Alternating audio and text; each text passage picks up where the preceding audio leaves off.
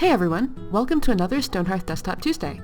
Alpha 16 is all about making our mid-game combat experience richer by adding a tank, ranged, and damage roll triangle to the mix. This means that your town will get at least 2 new classes, the knight to fill the tank role, and the archer to fill the ranged role. The footman's higher level abilities already increase his damage output, making an advanced footman stand out as the damage dealer. This week, let's focus on the knight. Yang has been hard at work on this new class, and though it's not quite done yet, we can already see how it makes a noticeable difference in mid-game combat. To get a knight, you'll need a knight shield. This is crafted by a blacksmith of at least level 2.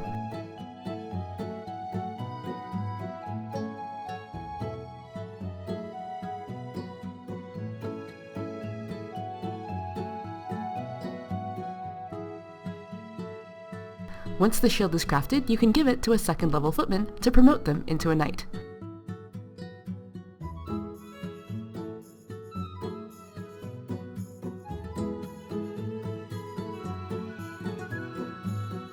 The knight's abilities center around getting enemies' attention, and then getting better and better at absorbing the damage that those enemies deal.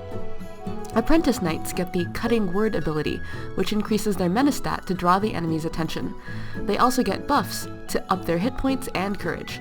Their base armor already soaks 6 damage per hit, and as they level up, their abilities increase the damage resistance that their armor gives them. To further distinguish the footman, damage, and the knight, tank, roles, we've made heavy armors like full plate exclusive to the knight class. This way, high-level footmen will be your fast damage dealers who move around the enemy and strike hard, while the knight will sit slow and steady in the center of a melee, taking all the hits. Let's see this in action. Here's a test that pits 2 footmen against a mob of goblin marauders. As you can see, they are having a bit of trouble.